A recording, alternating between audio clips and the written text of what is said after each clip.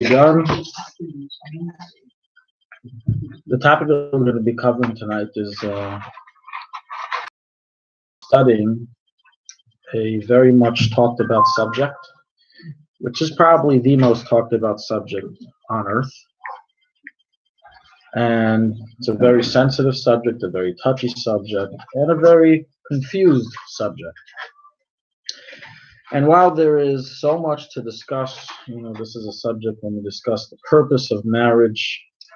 As it says, if you wanted to go to a Barnes and Nobles and ask them, give me all your books you got on understanding marriage, you wouldn't be able to carry it out. I think that's a topic that has the most books ever written on. You go on Amazon, you have thousands of titles, literally. What we're going to do tonight is we're going to explore it from a Jewish perspective, a Torah perspective, and especially from a Chassidic perspective. As what is the function and purpose? And Tafresh Peites. Rabbi was unofficially engaged for a very long period of time. The first discussion of the Shidduch was already done in 1619. Before the Rebbe Rashab passed away. Sorry, in 1919.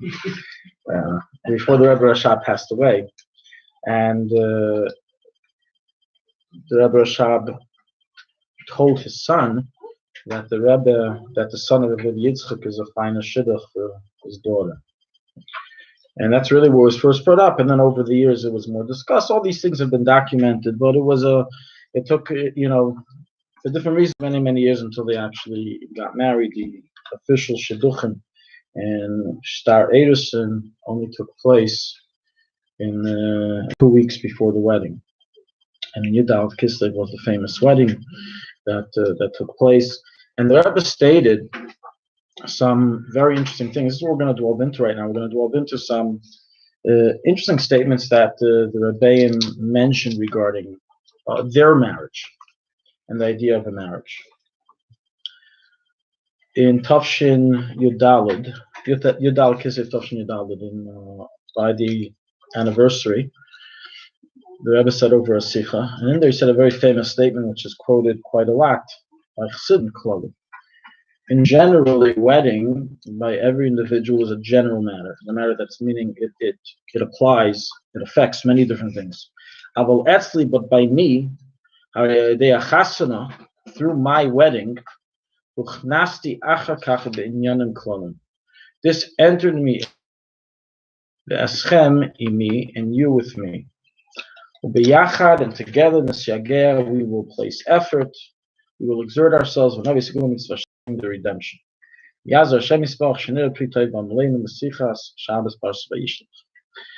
So it's a very interesting statement that the Rebbe here is saying that him being a leader of the Chabad movement and being able to be connected with Chassidim is in merit of this day, is in merit of the day of the marriage, of the day of the wedding, and the fact that he's married. And it needs to be understood why. What is it exactly that's so holy and so spiritual and so empowering spiritually about being married? So the Parshas, you're right. In simple terms, you're right that that gave over the Yerusha, even though in truth there is no Yerusha Barbanos, and that's why. And that's what they claimed. They claim we don't get Yerusha to rabbinical positions. So what that the Alter Rebbe has a son? That doesn't automatically mean that he now inherits the rabbinical position. And they followed him. Leadership of the Mittel Rebbe over around Shoshela, they didn't. We have the letters of it. They didn't say it's because he's the son. That's not what they wrote. They wrote because they heard from the Alter Rebbe that he would like his son to take over and be the next leader. It was because he was appointed. He was already appointed. That was the edus that was given by the Pinerites. So the idea, on the one hand, as we said before, simply speaking, yes, the marriage allowed the Rebbe to marry into the family of royalty, the royal family, and become, so to say, a prince, even though the Rebbe in his own right was already a great-grandson of the Tzemach Tzedek and was following the line of Amoris. But nonetheless, there's obviously much deeper here than just that there's something spiritual, that a marriage empowers a person to be able to take on things, even spiritually, that he would not have been able to do otherwise. And when I say he, and throughout this class, I also mean she. Both. We find this was very palpable. This was very evident after the passing of the Rebbetzin Vayishlach in 1988, where a number of things that were usually done by the Rebbe were stopped. One of the big exceptions that pretty much Maimarim were no longer said. The last Maimer was said in Tavshin Memtes, and even then there was the last official Maimer with the Niggin and the way Maimarim are usually said was in 1989, the next year. And this had to do, and many other changes. No, I don't know. I don't remember right now. But the point is, we see that there were changes that happened in the Rebbe's Hanhag, the Rebbe's leadership, after the Rebbetzin passed away. Aside for other things, making 770, etc., those are other side details. We find something very similar with the Rebbe's namesake, the Tzemach Tzedek. Tzemach Tzedek was married, as a lot of the Rebbeim, at a very young age, at the age of 14 years old. And who was his shidduch? So they found him a beautiful Kala whose name was Chaya Mushka. She was also a youngster. She was the daughter of the Mittler Rebbe. So he was marrying his first cousin. Right? Tzemach Tzedek was marrying his mother's, who passed away, his brother's daughter. There's a story that's recorded by the Rabbi that there was a little bit of trouble in that marriage. Tzemach Tzedek was a great anav. He was very humble, and he didn't want anybody to know his accomplishments or what his progression in study and Torah knowledge really was. And so whatever he would learn and jot down, compile, he would keep secret from everybody, including his illustrious grandfather, the Alter Rebbe. And the Alter Rebbe had a hunch that something's going on. I mean, what else are you doing all day? Very deep, but very simply explained concepts regarding the root of davening, the purpose of prayer. And he wrote this when he was 13, 14 years old. So when Alter saw this, he was so amazed that he quickly called his brother Yehuda Leib Maril, as well as Chassidishe Pinchas, and he showed it to them. How did the Mittler Rebbe get word of this? Obviously, everything was returned. The granddaughter, the wife, right, put everything back. That Tzemach Tzedek never knew anything of it. He suddenly started seeing Chassidim were giving him honor and respect and treating him like a big Torah scholar. And he found out, through the rumors, that basically the Alter Rebbe got his hands on his works. And he did a little of his own mushka. And he took this very hard. Tzemach Tzedek had a whole plan. He had a whole, aspiration. I didn't want publicity to be part of it. And his wife just came and blew it up. And because of this, he told her that he's going to divorce her. As you can imagine, she took it very hard.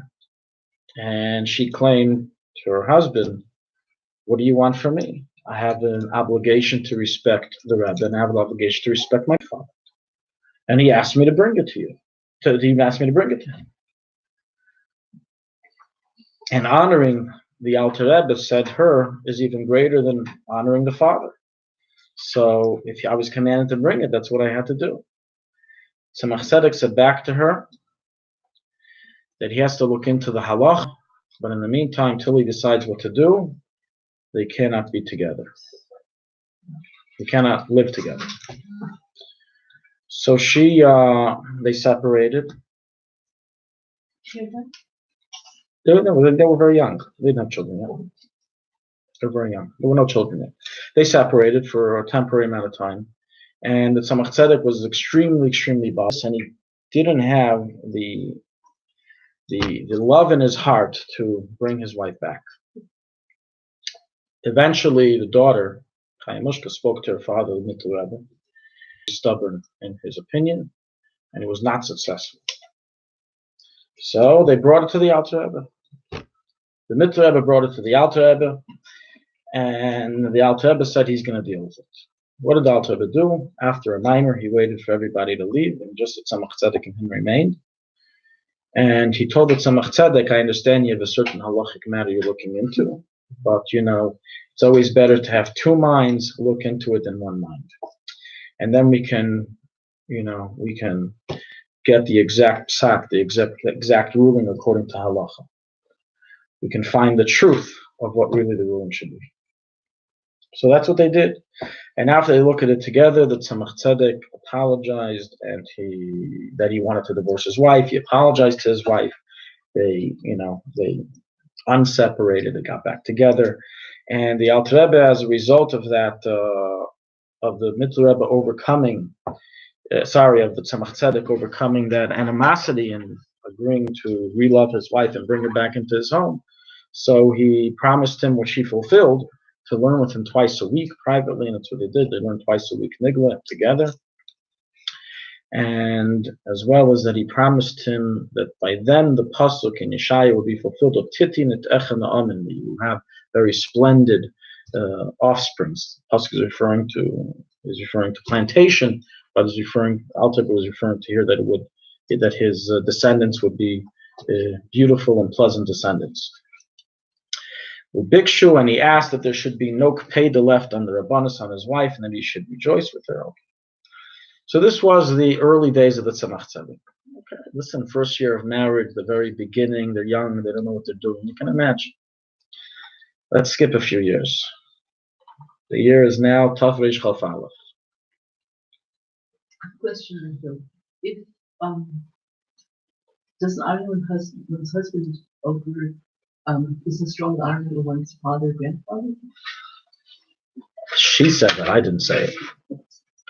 That's what they concluded. What they concluded the answer. Al pi halacha, of course, you have to honor your father before your grandfather, and al pi halacha, you have to honor your husband before your father. So I'm not exactly sure how in the Shulchan Aruch her claim had room, but I was quoting what she said. I wasn't quoting what I was saying. That is what she said.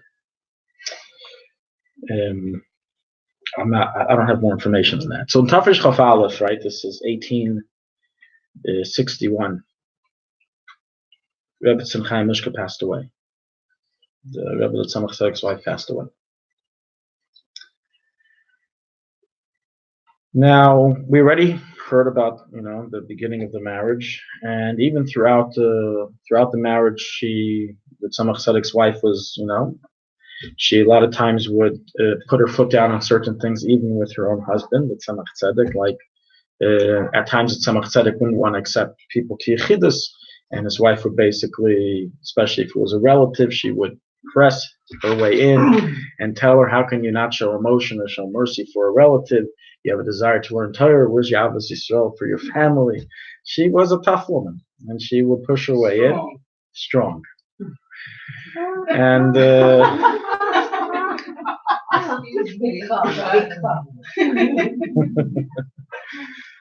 any other synonym? Courageous.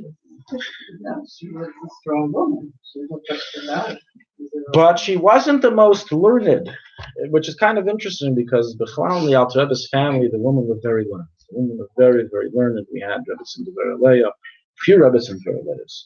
The Alter Rebbe's aunt, Alter Rebbe's daughter. We had one of the daughters of Alter Rebbe was considered like one of the Ziknei Chassidim, and but in this case, it's interesting.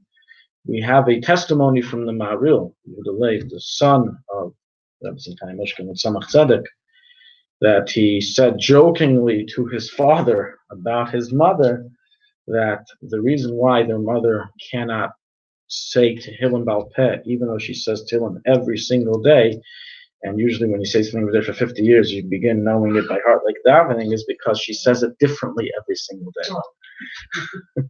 She doesn't the vocalization of the words are different. The vowelization is different every single day. And then he answered that because of her Tehillim. Correct. Yes. But the point is that, she wasn't at any level spiritually, on the level of, knowledge of the Tzemach Tzedek. They wouldn't be able to have a conversation in Nigla or anything of the sort as far as we know. But nonetheless, listen to this other testimony that we have after Rabbi Chaim Mishka passed away. Leiratza lahashiv shuva. After she passed away, the Tzemach Tzedek did not want to answer any more shaylos, Vedas Hashem and Halacha. He basically closed up shop. The Amar, and when he was asked what's going on, he said, Chazal said in Yevamis, we're going to read this later on inside, and go through the full shir. Kol Adam shein leisha shri b'lei Torah. Whoever is not married does not have Torah, and therefore I am unable to rule anymore. How does that affect a woman? A woman What's doesn't that? have Torah? This is referring to the man in this Maimar Chazal. So the question is, if the woman loses the husband, how does that fit in? We don't have it stated about the woman. The woman Bechlal was not chayiv in Talmud Torah. That's true. The mitzvah Talmud Torah is through the husband. Yeah, but she has to know halacha l'maaseh. Correct, 100%. With those things, she's chayiv in Talmud Torah, but we don't find that statement said regarding the opposite case. We don't find it. I don't have more to elaborate on that. But we're going to go into this later. We're going to read the whole Gemara. It's not just that statement, there's many others. So I think this story is a very interesting story because we see on the one hand that, there was some turbulence at the beginning of this marriage to the point of almost divorce. There was a distance of levels between the husband and the wife of enormous magnitude in terms of spiritual levels that they were on, at least to what I see. And at the end, somebody says he cannot function anymore without his rebbitzin. So there's obviously something very deep, spiritually, Kabbalistically, and truthfully involved in a marriage that is not being seen beneath the eye. So that's what we're going to try to analyze tonight. And of course, we have a lot of connections with this week's Parsha. It's not a coincidence that Yudalid Kislev falls Parshas Vayishlach. We have a number of very interesting marriage lessons that connect to the purpose of marriage. In this week's Parshas, we're going to see. So I think we can begin with an open table discussion of what is the purpose of marriage. We can, all throw out different ideas, and we're going to start to work our way through Maimari Chazal, what the sages say from the Talmud, what's brought down in Paskin, what's brought down in Kabbalah and Chassidishe. So if you were asked what is the purpose, what would be the top list? So the top of the list, I would say. The top of my list here. Can you see? You can't see. Yeah. Children. I'm going before children. Yeah. Before the phase of children, I think that the reflection of the husband on the wife, or the wife on the husband, is the togetherness. First of all, to have the meeting spiritually or in deep level or whatever, to shine one another before just the very first phase. And what's the purpose of that? It's a fair question. To enlighten one another, to bring the best in each other, awareness, and like So upgrading. So let me elaborate on your another, point, like, please. Before. If we would have, outside of religion, let's forget about anything from religious philosophy that has to do with marriage. A secular individual, or even any of us, where we're not thinking. Love.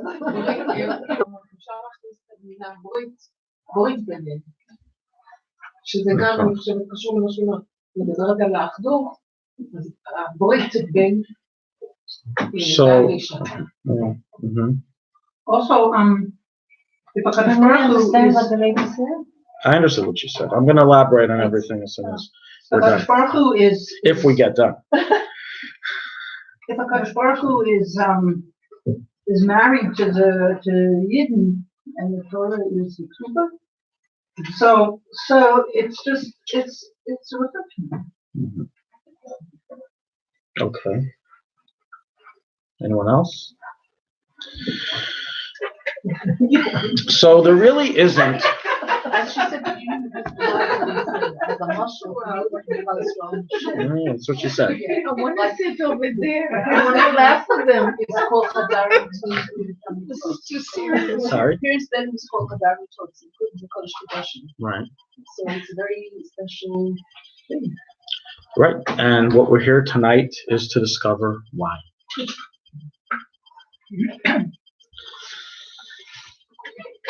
So there's many different reasons when we ask, why do we get married? What is the purpose of marriage?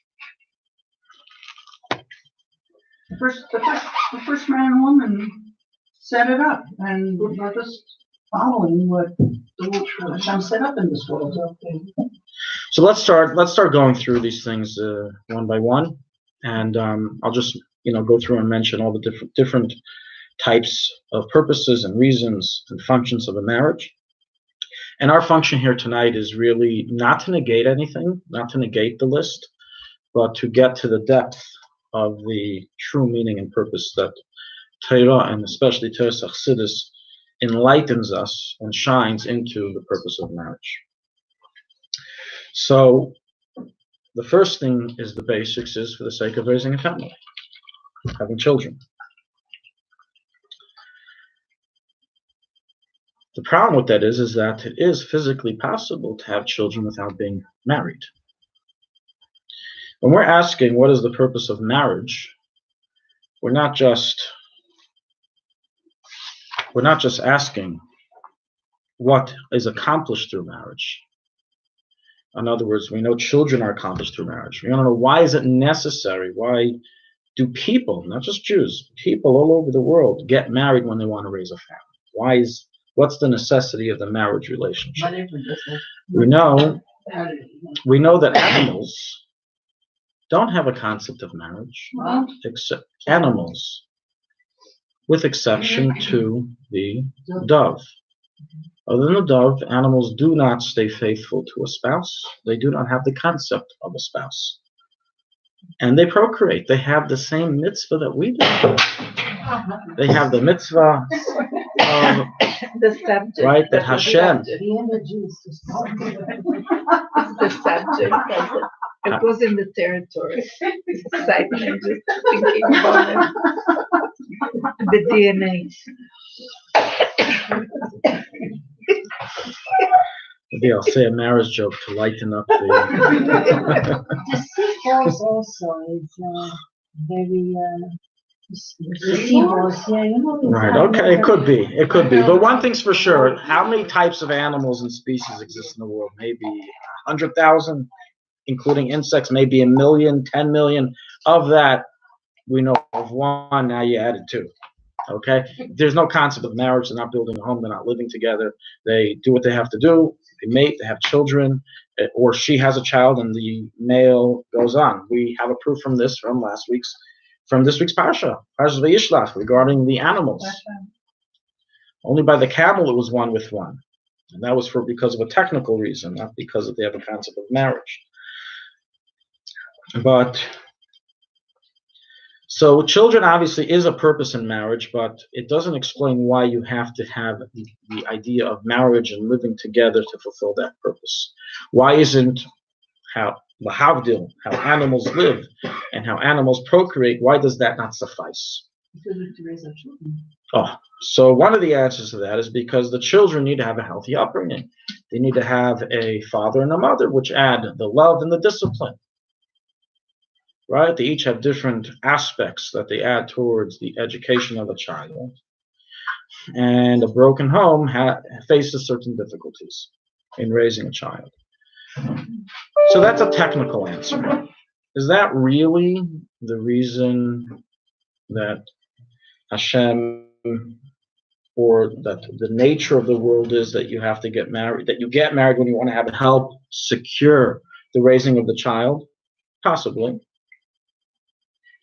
Or perhaps there's something in addition to just that. Maybe the maleness, I don't know, it says it in Tanya, has to join with the femaleness in order to be whole. Right. So, because of my question of why do you really have to get married for procreation if you can procreate without marriage, a lot of people answer you, and if you ask them honestly and earnestly, why are you getting married? It's more because of the emotion, the word that was mentioned before, the L word, love, the emotion. A person has a desire to marry when they feel very close and attached to another person. So the question here is that, what is the Torah's perspective on this? Today, in most of the world, the idea of marriage is love. What is the Torah's perspective on love in a marriage? Where does it fit in? Is it something of Kedusha? Or is it something of human nature? I For don't example, understand the word you said. is it a matter of holiness, Kedusha, or human nature? It says it first, Yitzchak first brought you to his tent, and then after the marriage, he went to Lot. Lot received the marriage. Correct, I understand. Yeah, that's a very correct point, and it's an independent subject of its own. I think it's a search for high spirituality. Search for what? Uniting with the Creator. The question, my question is as follows: there are people, due to religious philosophy, who believe that the purpose of marriage is children. That is the purpose.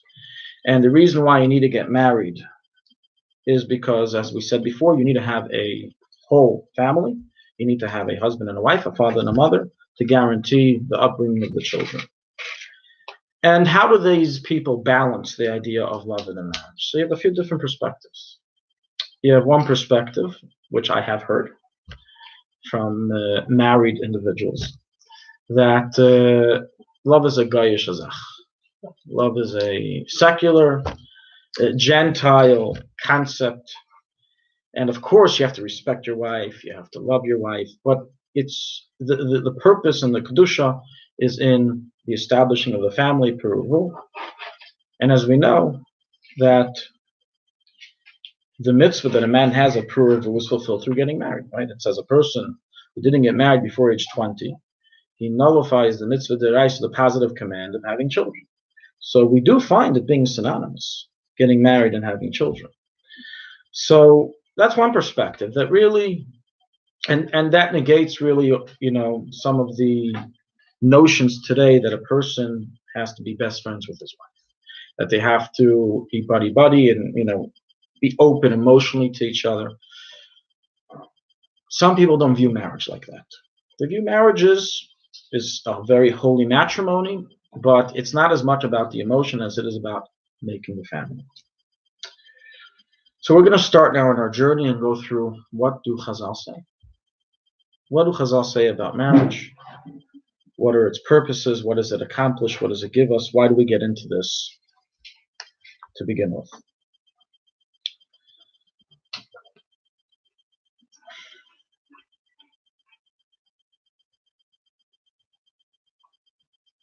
So we have a Gemara in Shabbos. We're going to read from. In a moment. Oh, the Gemara is right here. Okay.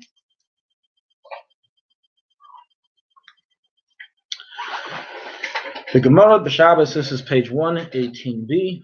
It states, Amar Rabbi Yossi stated, Miyamai lekarisi leishti ishti ulashayri shayri el leishti beisi ulashuri sadi. In all my days, I never called my wife, my wife. We're not done. And my ox, but rather I called my wife my house and my ox my field. Now, that's a very cryptic statement. What's he trying to say? Pirush Rashi. Rashi comes along and explains. Ishti Beisi, I call my wife my house, she Ikashal Bais, as she is the main staple of the home. L'shuri Sadi, and I call my ox my field, she Ikashal Sada, as he is the main staple of a field. He's what makes a field be able to function. The Rebbe explains the Rashi, what this means. What was Rabbi Yossi coming to say? You have a machlekes in the Gemara. Some say, Ein Isha Ela Liyefi. That a wife is only for, well, that's the literal translation. It doesn't mean it in this way. No one should take it derogatorily. But that's a literal translation. The meaning is much deeper. That a wife is for Yefi, is for beauty purposes. Ein Isha Ela Liyefi.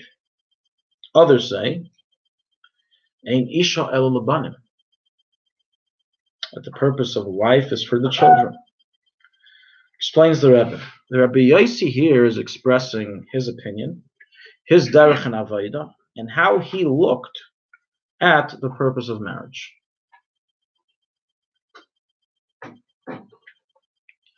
Reading inside the Sikha.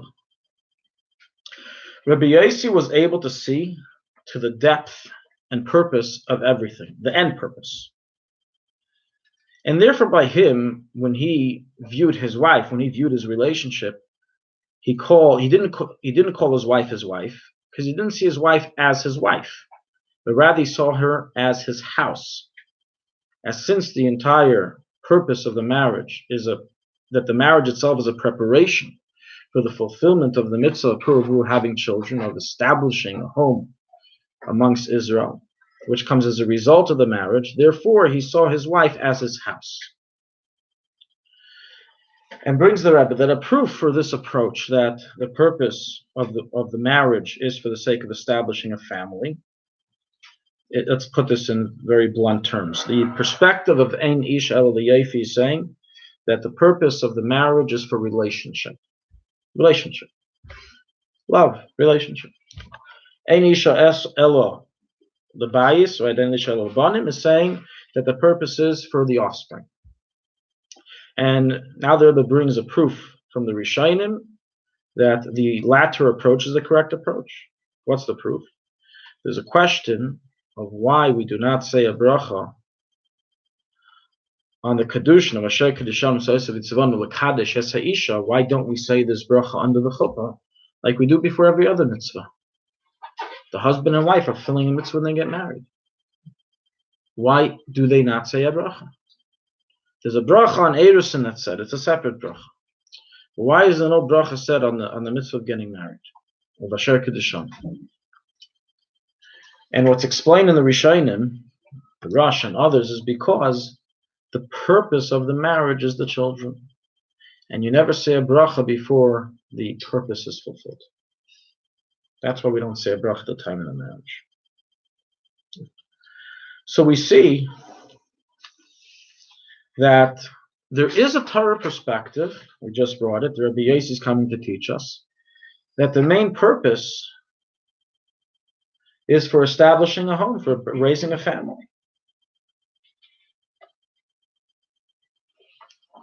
But this is kind of puzzling for a few reasons.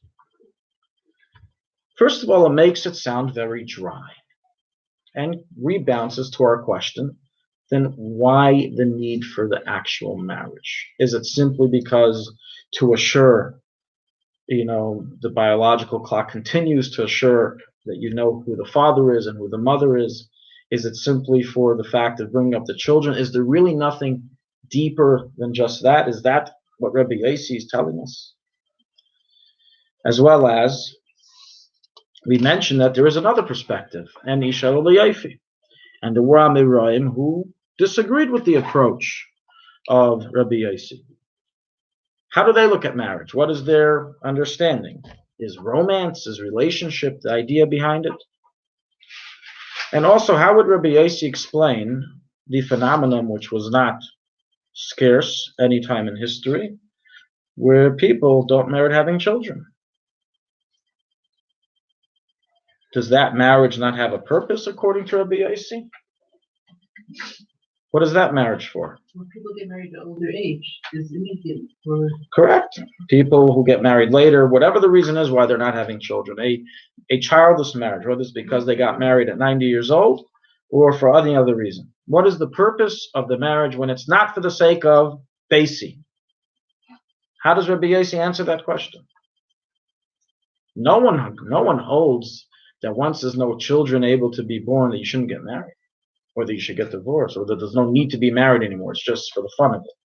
Everyone holds that there's a certain holiness still involved. And the question is that if we're saying the purpose is basic, then what is? And what is that purpose that continues? The word basic. Basic means house, my house, meaning children, family. I'm sorry, I'm interweaving here Hebrew terms. Okay, we're going to now begin reading from other Gemaras who tell us some advantages that there are involved in getting married. I guess to convince the couple, the husband to get in, or the wife. Let's see. When we're discussing what's the purpose of marriage, well, when we get certain things, certain packages come along with the marriage, certain good blessings. So it's something that you receive as a result of the marriage. Let's see. This is from the Gemara Yevamos 62b. The Gemara says, Amar Rabbi Tanchum Rabbi Chaniloi, Kol Adam she'eino isha shori b'lei simcha. Any man who is not married is without joy. sorry, did you say that again? Any man. No. What, this one. Yevamos 62b. Any man who is without a wife resides without joy. So the first thing here, and this goes both ways. We have another Gemara in Kedushin regarding a woman, Tav l'meitav tandu l'meitav tamudu, that a woman would rather be married than be single. So there's an aspect of a lacking, a missing that a person feels when they're not married, and they feel an emptiness that is closure that comes when you do get married and you're filled with simcha. Okay, so that's one advantage. Second advantage, beloi bracha. He's without blessing. What does that mean, without blessing? What does blessing mean? In this term, blessing here means parnusa, wealth, money. Beloi toiva. And he's also...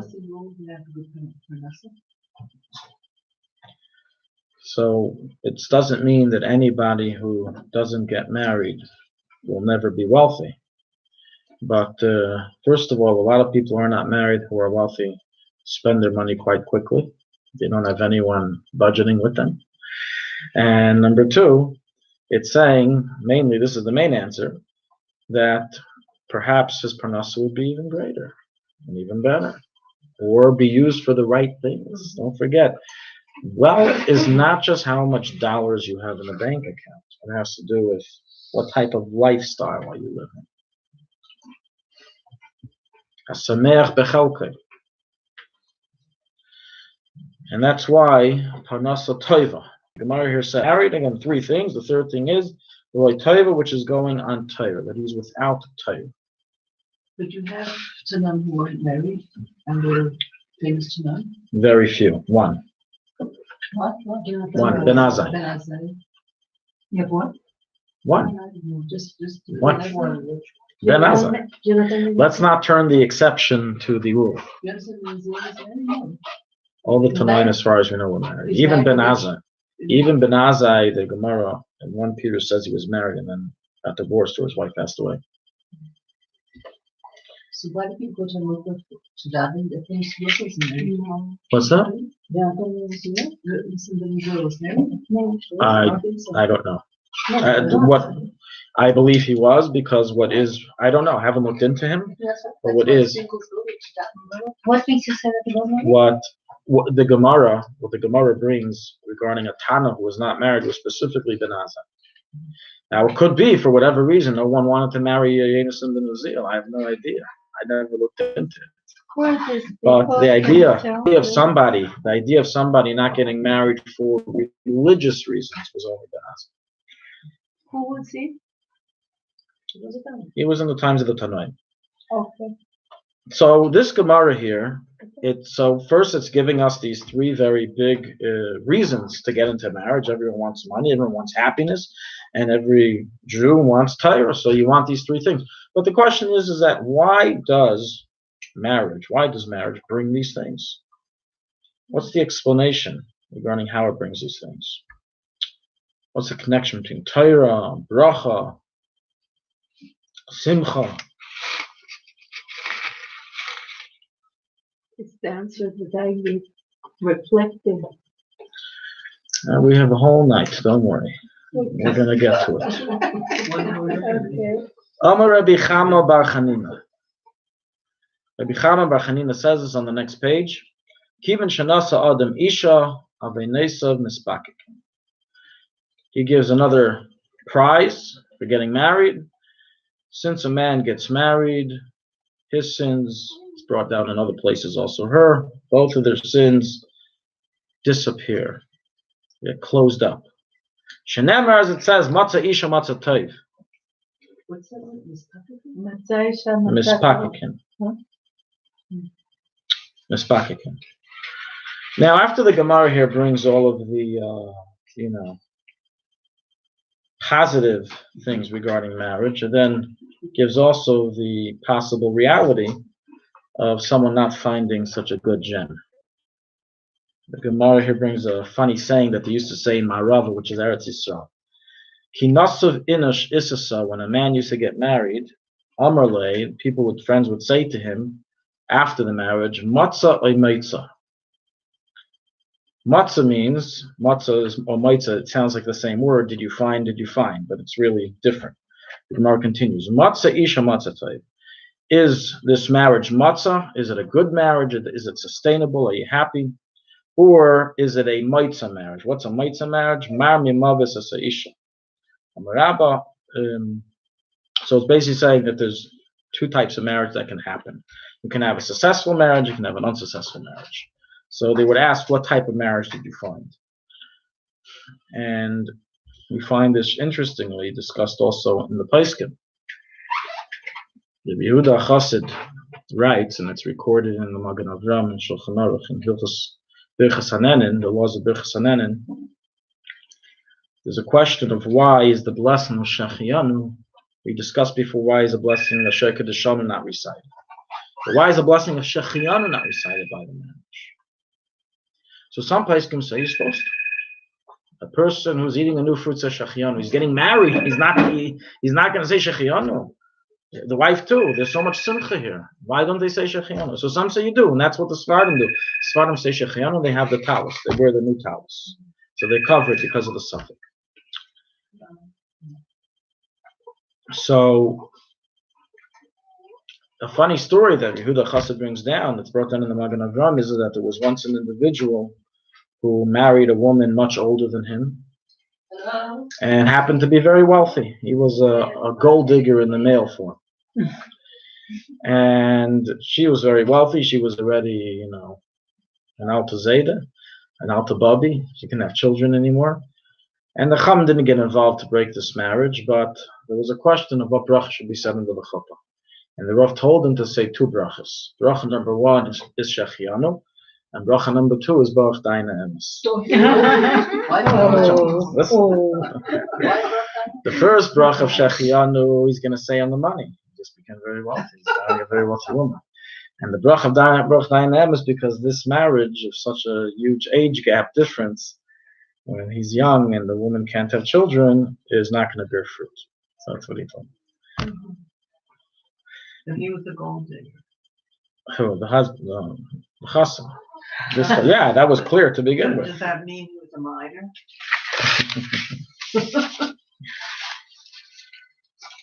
These statements of the Gemara recorded in Shulchan Aruch, the very first seif, the very first halacha in Even Ezer, which deals with the laws of getting married, the laws of Puruvu, which begins with how it's done, which is through marriage, the Ramah there brings these statements that a person who gets married, the result of the marriage brings along for a person blessing, and if he doesn't get married, he's found without blessing, without panas, without Torah, And then the Rama continues, and he's not considered a man. Person is not shalim, the person is not complete without it.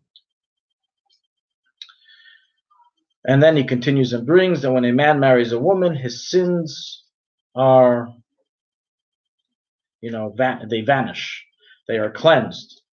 As it says of the verse, you have found a woman, you have found good. Matzah isha, matzah tov. So this is brought the halacha, these ideas, as a personal motivation for getting married.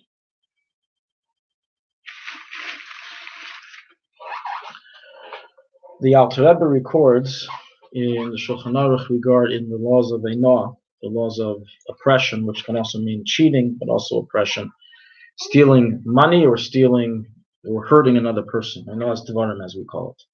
So he writes there the following. A person must be very careful not to offend his wife. Not to give her pain with words.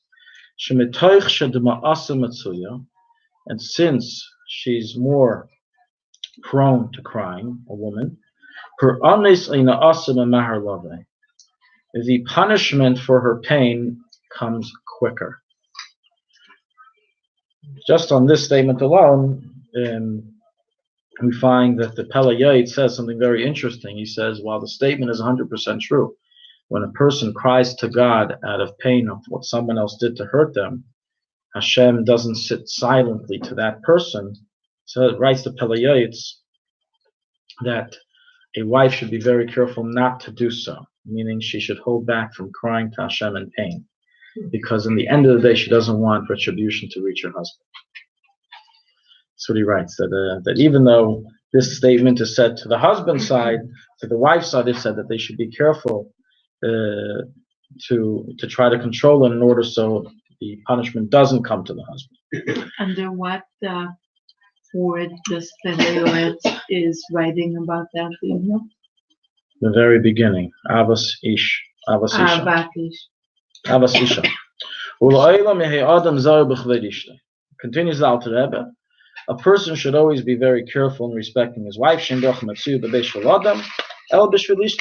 As blessing, again referring here to Parnasa, is found in a man's home as the result of his wife. This is what we already read early from the Ramah, from the Gemara in Yavamis.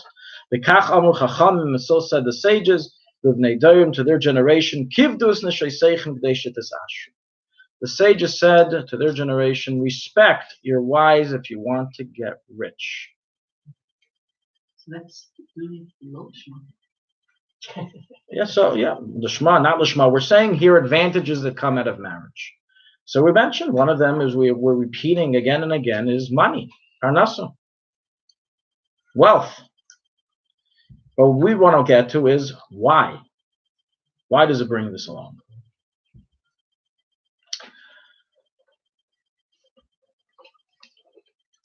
So far we've elaborated a little bit on the wealth part. The simcha part, I think we all understand. We don't need to elaborate on that. A person feels empty without a spouse, without a husband. They feel husband and wife, they feel lonely. And so getting married fills that gap. So that we don't have to elaborate on. The rich part, we don't understand why, but that's the way it works for some reason, which we'll get to later. And now what about the Torah part? We said a person who doesn't get married, shayra b'lei toiva, which is Torah, without Torah. In fact, we should say just the opposite. Then Azai didn't get married because he didn't want to diminish his Torah study, which would be diminished as a result of starting a family, having to spend time with a wife, having to raise children, make a parnasa. How on earth does the Gemara say the opposite, that it brings Torah? That you don't have Torah if you're not married. So obviously, it's not referring to quantity of Torah learning.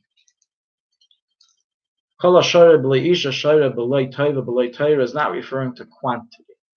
You don't suddenly get more hours in your day. Before you're married, you had 24 hours in your day. When you get married, now you have 36. Now you have 48.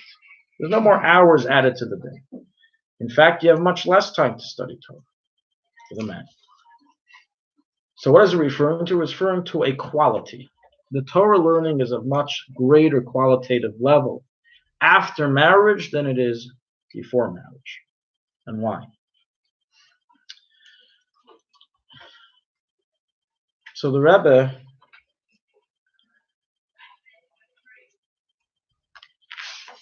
talked in a few different sikhs and a few different talks mentioned the following ideas. That prior to getting married is basically the entire stage of prior to getting married for a man studying in yeshiva, etc., is a preparation for the marriage. In other words, it's not that before the marriage and the person's sitting and learning, then he's doing the purpose in life. And then when he gets married, he's doing because he has to. You have to start a family. You need to have continuity of the Jewish people. So it's like a side thing. No. The learning that's done beforehand is the preparatory stage for the marriage. And before the marriage, the Rebbe says it's considered like a person is living a life of tohu. It's like a tohu life, a life where there is no concrete. A person is not concrete. A person is not stable. A person is not settled below. Does that apply to Muslims? Applies to both. Yeah. Before the marriage, both are in a state of tohu. In order to begin the state of tikkun, the state of where they can start reaping the earth, where they can start planting, where they can start growing, that only comes after and as a result of the marriage. In the Rebbe's words, there is no shleimus of avodah until the marriage. The shleimus, the completion of a person's avodah, of a person's service of God, meaning the quality, only reaches its completion once a person is married. So this is a much heavier statement in comparison to what we said before in the Gemara, that a person who's not married is shara b'lo Torah. What's your question? Does that mean a person who's not in a state of marriage has no representation in this world? No one said that. What did you say then? I said that? I I said the preparatory stage of a chassan and kala before they get married, a single man and woman before they get married, that preparatory stage in their life is compared to olam hatayv. Okay, if a person is either divorced or widowed, do they then have, what stage are they in then?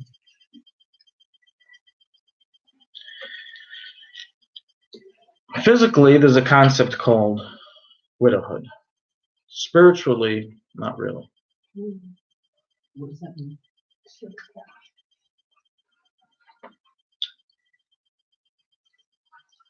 We're going to get to it later. Later tonight. God willing, let's see.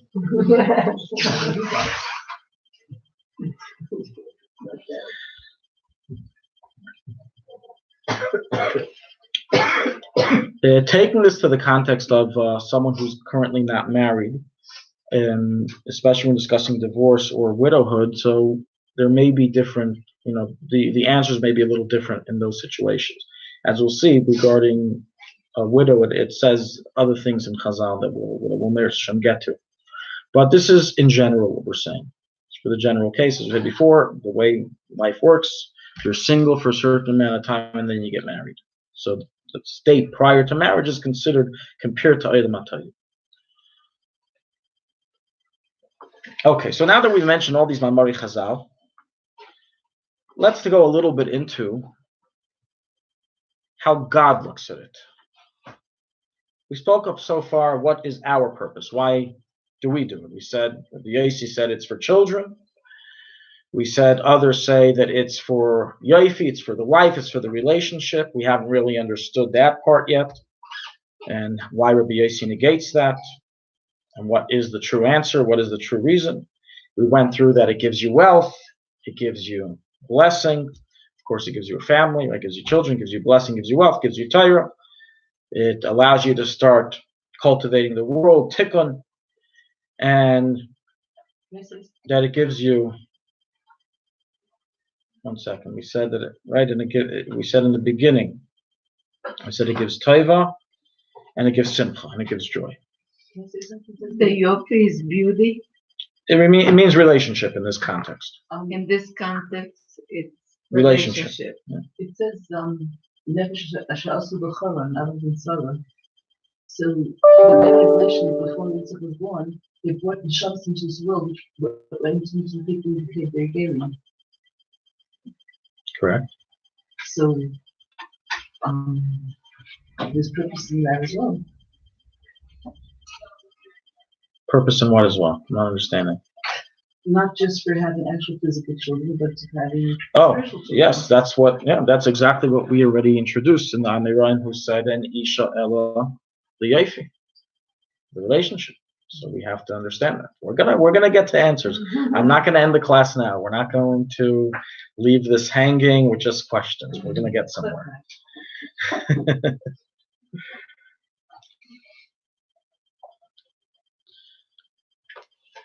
Okay, I think we had a lot of questions today. We need to now go on the highway. We have a lot left, and I want to be able to cover everything. Okay, so let's save our questions for the end. We're going to now start speaking about how God looks at a marriage. God looks at a marriage not just as a matter which He created, which gives the couple or the man benefit of simcha, of wealth, of Torah learning, or as a way of children being born, but rather as the Gemara says in Saita. The Gemara in Saita says the following statement.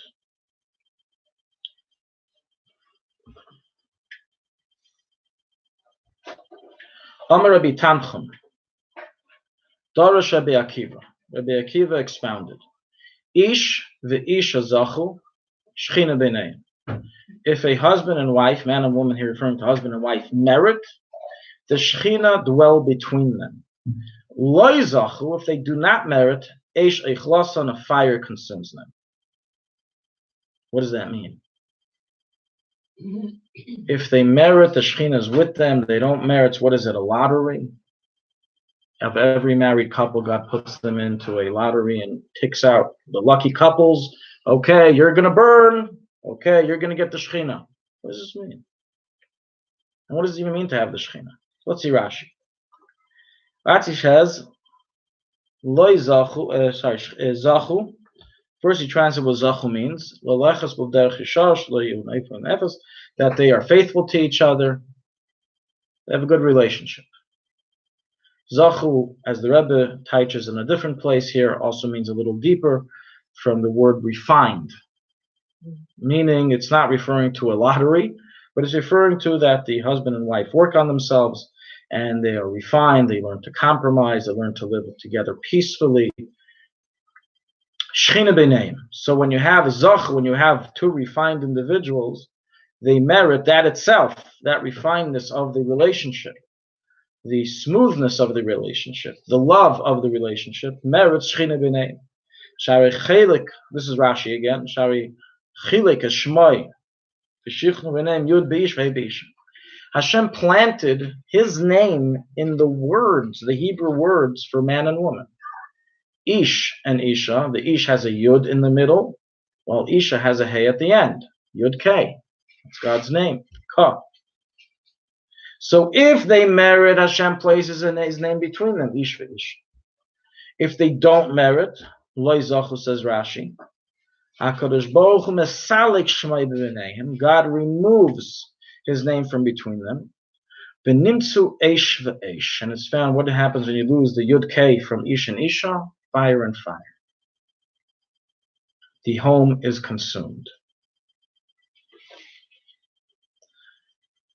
So Zachu in this sense is referring to, as we said before, refinement of the marriage, the relationship, the quality of the relationship, and the faithfulness to each other. And that merits having God dwell with them. Now we're all familiar with the concept in Chassidus based on the Medrash Tanchuma that the purpose of the world's creation is Lasis Leisbarach Dir B'Tachtein, for God to have a dwelling place below. And it's saying here that where does God dwell? Where does the Shechina dwell? Where is the purpose of creation fulfilled within a marriage relationship? If Zachu. And that's where we can understand that there's such a big challenge in a marriage. If a marriage can merit fulfilling Dir B'Tachtein, can merit fulfilling Shechina B'neihem, then the Yetzer Hara is not going to let this go without a fight. And that's why marriages can face such friction.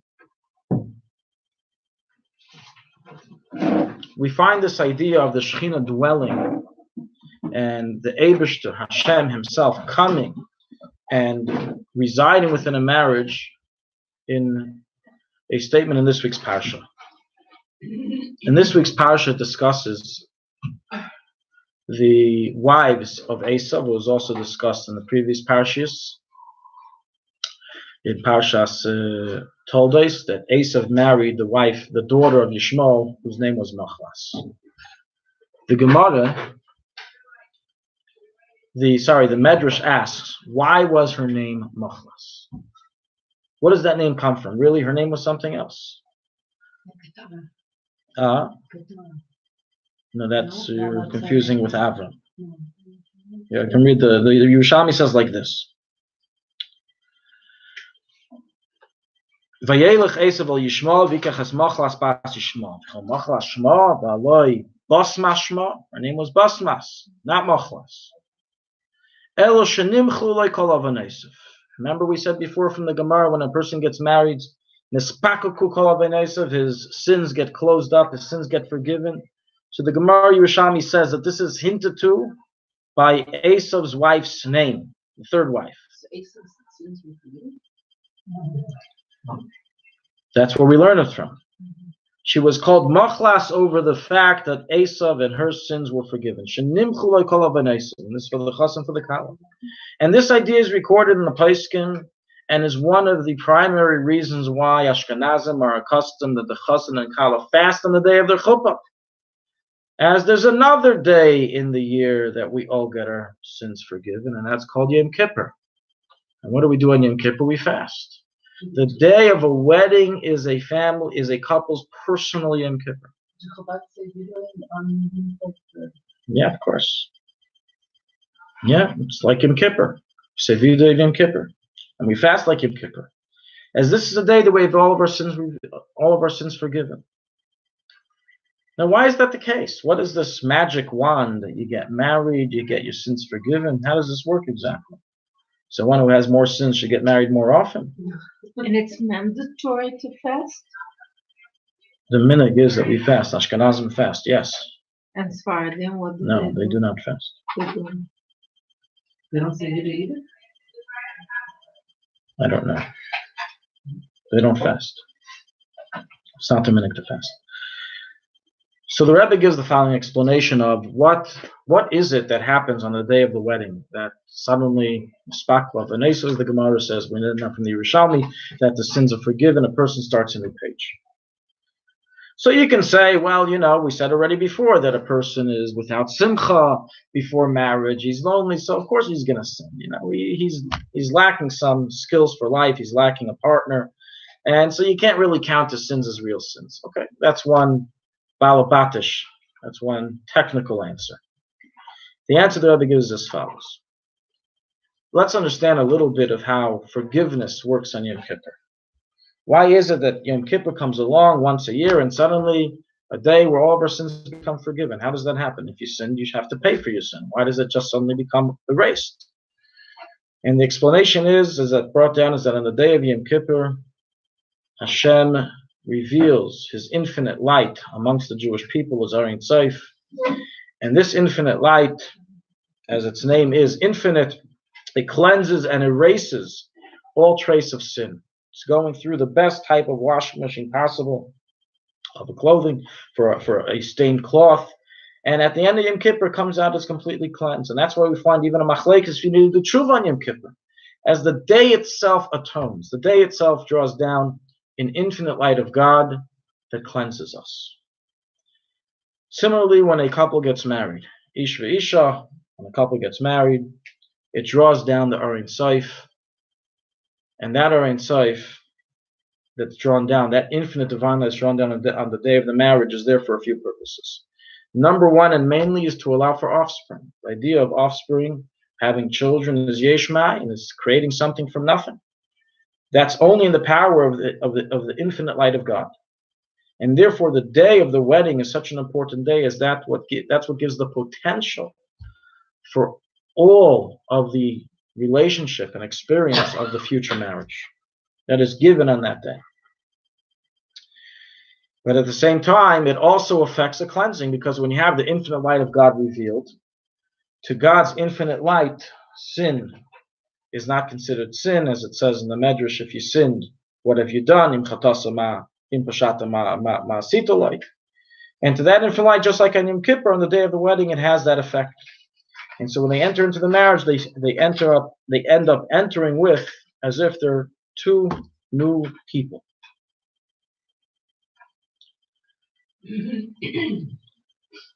But there's also a much deeper reason of why the Aron Seif is coming in. Till now, we haven't found any Meimari Chazal or any sources discussing relationship and love, if that serves a purpose in a marriage. It's a necessary ingredient for Zachel. It's a necessary ingredient for the marriage to be stable.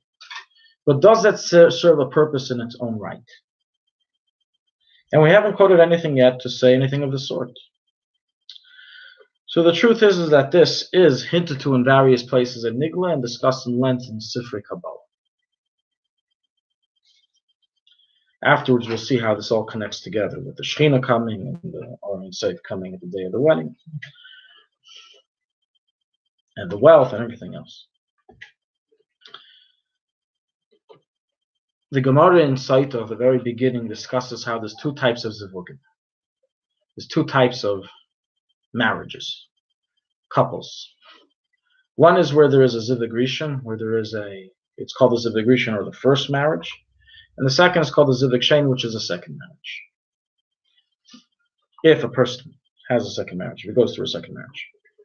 The zivug rishon is explained that that's the marriage that was initially intended by God and destined for the individual. At the time that the person, the man, the woman, was already in the gestation period, 40 days into the conception, it was already decreed in heaven, Bas Pleni Lepleni, who this individual will marry. That's called the zivug rishon. The zivug sheini is already based on other calculations, the Gemara says. But in Kabbalah it's explained that the zivug rishon, meaning that proclamation above in heaven, that this individual married this individual that's decided from birth, is based on the root of the soul. The famous Zoharic statement, Adam Palga Gufa. A person before marriage is half a body. And when he gets married, he becomes whole. And the zivug rishon is when a person meets that other half of their soul. And that's why it explains the Zohar that a day of a wedding is such a joyous occasion. It's not just because that now we're going to get money, we're going to get wealthy, right? The Gemara says. Or because now we're having all of our sins erased. Rejoice for that as well. Because now I'll be able to have greater quality of Torah learning. Not just because of that. And it's not just because we'll have children. Does a couple who's getting married at 70, 80 years old not rejoice? The rejoicing, says the Zohar, is as a result of two long-lost brothers finally meeting each other.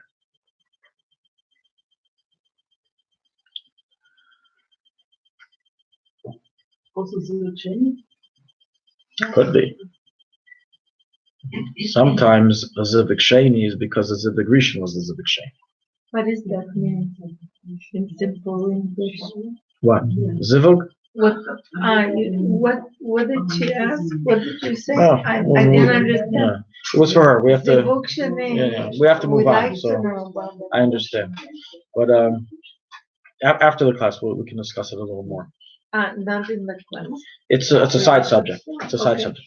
But the idea is that in general, the person who a person's marrying, the chazaka is that this is their literal other half of the neshama, and this bonding is creating a tremendous simcha, like two people I haven't seen some in a very long time. But everyone has a zivug. Everyone who gets married has a zivug because they're married. What does that mean? Everyone has a zivug. I'm saying like today, a lot of people are not married. It's a little bit of a everyone has a zivug somewhere. The question is in which world. Oh, what does that mean? Oh, can we travel? And the question is, what type of zivug? If we're discussing the exact half of the neshama, then not necessarily does everyone marry that exact half of the neshama. The status quo is yes, but it's not in all cases. And that's why there's a concept of the zivug sheni. Someone never get married. There's a bit around just in different. Or only they came down here, not their zivug. The subject of zivugim and identifying the right half is a class in and of its own. Here we're more focusing on you're married. That's the bottom line. Or you want to get married. Or you were married. And you want to understand what's the purpose of this relationship. That's the purpose of our class. Yeah, I know. I'm sorry. I didn't mean to go over, but I was just wondering. So, okay. Yeah. What? So where does it start talking about the love word? So we have in Reishis Chachma a number of prakim in which it discusses the ahava, the love, the emotion, the bonding between the husband and the wife, intimacy between the husband and the wife. And it doesn't write it as if it seems from the perspective of Rabbi Yossi that the purpose is just children. But rather the idea of a male and a female bonding within the holiness of matrimony, of marriage, creates a tremendous divine unification above in heaven. It creates a tremendous effect, to the point, as someone already mentioned, as is brought down in Sifrei Kabbalah, recorded in the Mishnah Brura, in chapter 240, that every act of intimacy between a couple creates souls in heaven. Every single one. So there really is no such thing as a childless couple. Every couple has children. The question is, in this world, or in the next world, or in both. But there's always children being born. Spiritual children, physical children. There's children being born. And that affects the unity, just like a man comes from Zah and a woman comes from Malchus, so too upstairs, that unity affects a unity between Zer Anpin and Malchus of Atzilus. And the Alter Rebbe says in a Maimer that this is affected automatically, even if the husband and wife are not having the correct kavanas. That connection between Malchus and Zer Anpin, the connection between what's called Yichud Zun, is affected by the husband and wife. So we see that there's a wired connection between a couple and the upper world of Atzilus, that one affects the other. It's not just a reflection of Atzilus, it actually is the strings that pulls the spheres in Atzilus. So now we already see that the composition of a marriage is not just something that benefits us or for the sake of continuity of humanity, but it's something that has a deep root upstairs.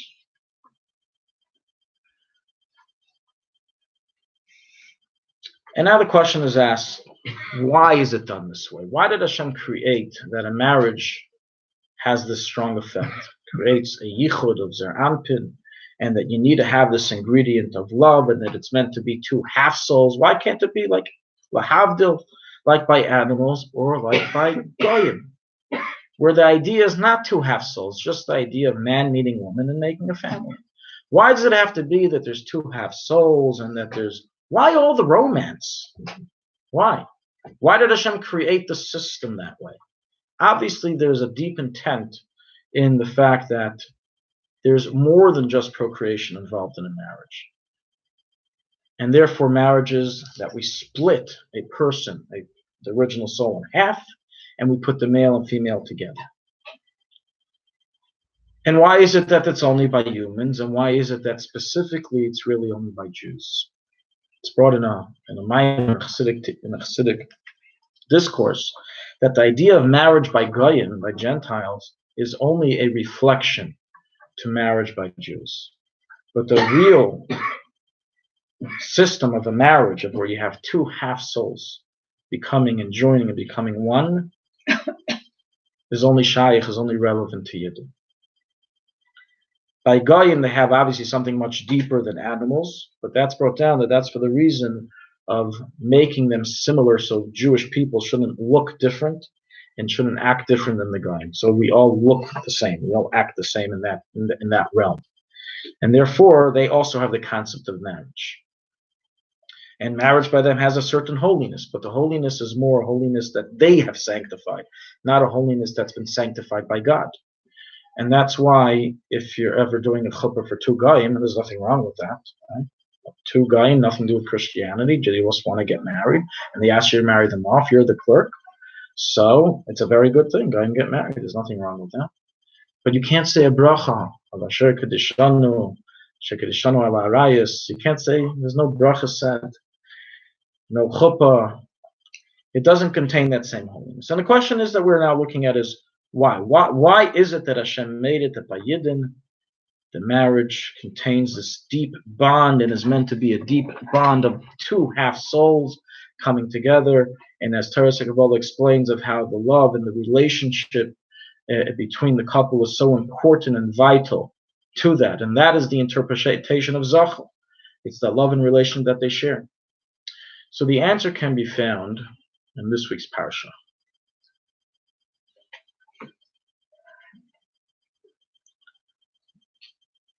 We have a very sad story in this week's Parsha. The story of Dinah and Shechem.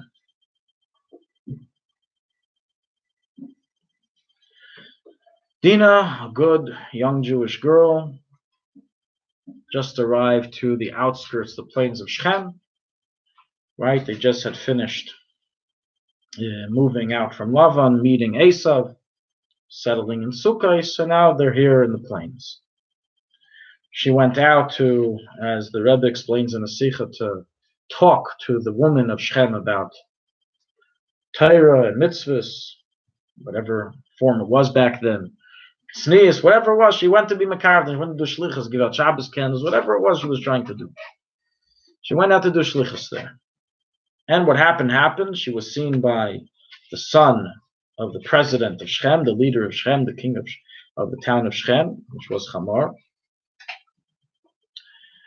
And he went ahead and he defiled.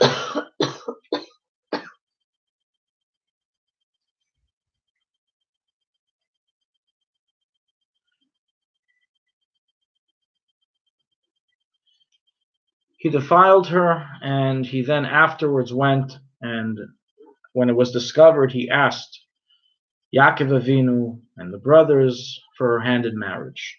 And he said some very interesting terms of expression of his love for Dinah, for Yaakov's daughter and their sister. He used the terms which is written in the Torah, Dveika, Chasheka, V'chafetza. I am attached to her, I yearn for her, I desire her. It's hard to translate these into English. But what's very interesting is that we don't find anywhere in the entire Torah a description of passionate emotion, passionate love from one individual to another. Let's ignore the fact of the circumstances in this situation, other than here. We don't find these terms used in Parshas Kisisa. In Parshas Kiseitze, when it discusses the mitzvah of marriage, Kiyikach ish isha, v'davka, v'chashka, v'chaftza. We don't even find these terms used regarding v'haftas Hashem aleikecha, v'ledavik boy, v'lachshek boy, v'achpeitz boy. We find the most descriptive, romantic terms in the Torah of emotion, of raw emotion used by the seemingly very improper occurrence. A guy, Shechem, defiling a Jewish girl. Okay, you can say, listen, don't make such a big deal out of it. It's expressing what he said. He felt very in love with Dinah. And the Torah is writing the way he felt. Don't make such a big deal that it doesn't say it anywhere else. Problem. Tanya Peragimel. In Tanya Peragimel, the Alter Rebbe begins discussing the relationship between the different aspects of the personality of the soul, what we know as the spheres or the midas. We have Chabad, we have Chagas, we have Chacham, Bina, and Das, Chesed, Gvur, Teferes, and he begins explaining the relationship. And he says, when a person takes that germ idea from Chachma, and he develops it and contemplates it, he contemplates in his mind, to have an in-depth contemplation, that's when it's defined. That's the second stage, the second level of the soul, called Bina, when you elaborate and you contemplate it in tremendous depth. They're considered Chachma, the father, Bina, the mother, which then give birth to love of God and fear of God. In trepidation. As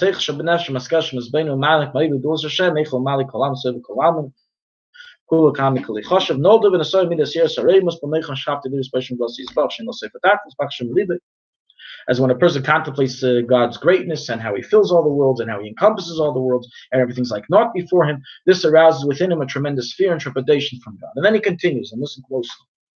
V'shuv yislahiv libo.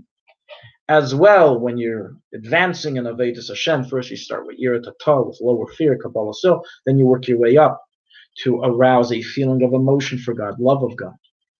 Yislahiv ba'ava aza, a powerful love, Kirish be'esh, like fire. Deja vu, listen to this. B'chasheka v'chafetza v'tshuka v'nefesh ha'keker l'bdus ein tzibur. He almost paraphrases the words that he got from who? Shem. For defiling Dinah.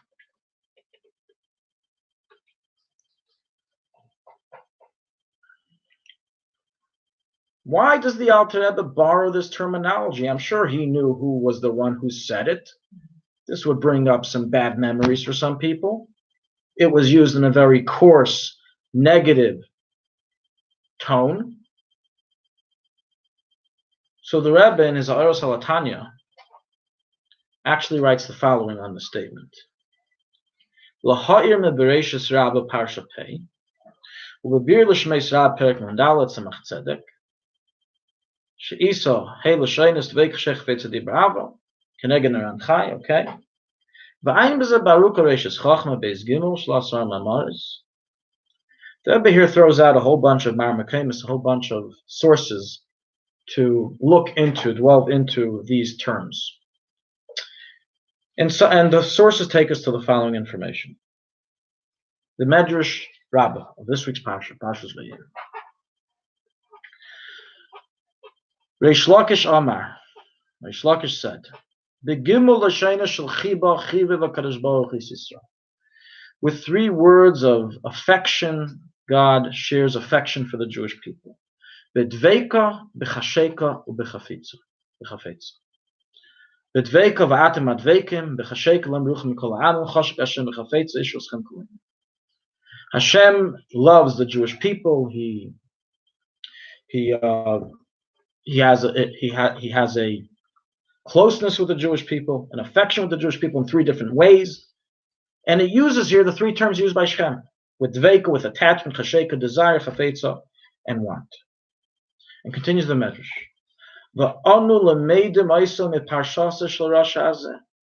And we learn these terms from the Parsha of this Rasha of Shem, when he attached his soul to Dinas. A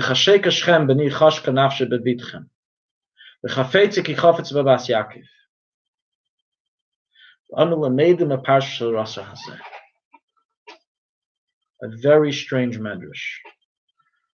The Medrash. He ended up being progenitor of Ephraim and Manasseh.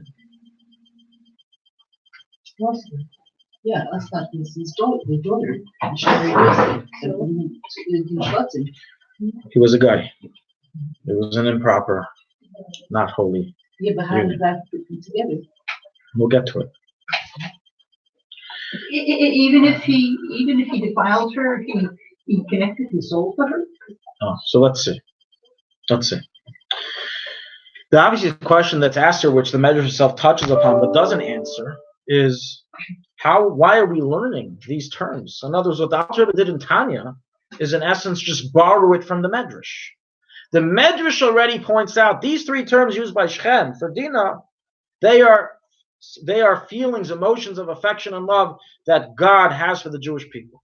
And says the Alter Rebbe in Tanya that this is something that we arouse for God. We're supposed to arouse a passion of dveika, chasheka, v'chafetz. And the question is, why do we learn it from this Rasha? Why do we learn it from him?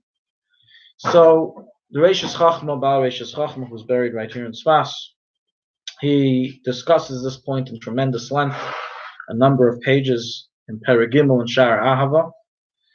We're not going to read through the whole thing. Anyone who would like to look into the full version can look in the source I just said, Perigimel, chapter 3, Shar Ahava, Reishis Chachma. But he basically there explains the following. And this point that we're going to have, this point we're going to take out from the Reishis Chachma is really going to enlighten the questions that we had earlier and how to answer them. Of what is the purpose of the marriage? Is it relationship? Is it ishti ishti or is it ishti basi? Why did Hashem make it that by Jews it's two half neshamas? And where do the emotions and the love come in? He explains the following.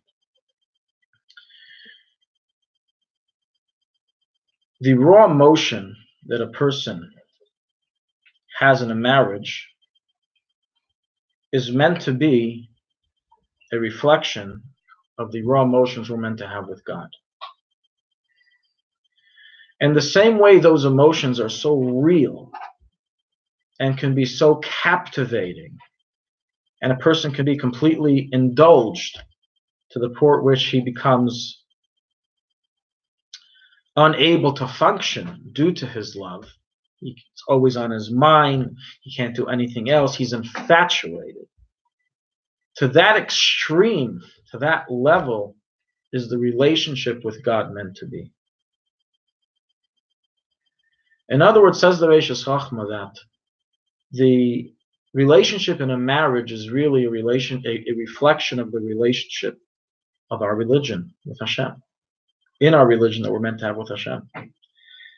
And he goes on further and says, a person who is not able to have this physical love, not able to have these physical feelings that Shechem shared, that Shechem mentioned, in a very, for a very impure purpose, for defiling a girl. But a person doesn't have that, he's unable to have that relationship with Hashem. If he doesn't have it in a marriage? He doesn't say it in those words. What he does say is that a person who doesn't have an emotion of love, in other words, if Hashem created man without this type of nature, then we wouldn't be able to have this nature with Hashem. Let's see if we can quote his words. Have that nature? He quotes, this is the quoted term, sentence. The Masiyas Aprushim Shemi Sheli Choshak Leisha, when there was no passion for his wife or a woman, who doime lechamor, he's similar to a donkey. I don't know why he says donkey, but that's what it says here. Upachas mimenu, v'atam ki amugash sorach sheyavchen aveda lekiski b'tush. In order for a person to have Avodas Hashem in the level that we stated, he needs to have those feelings as well in a marriage. And this opens us up to the entire discussion that's brought in Chassidishe,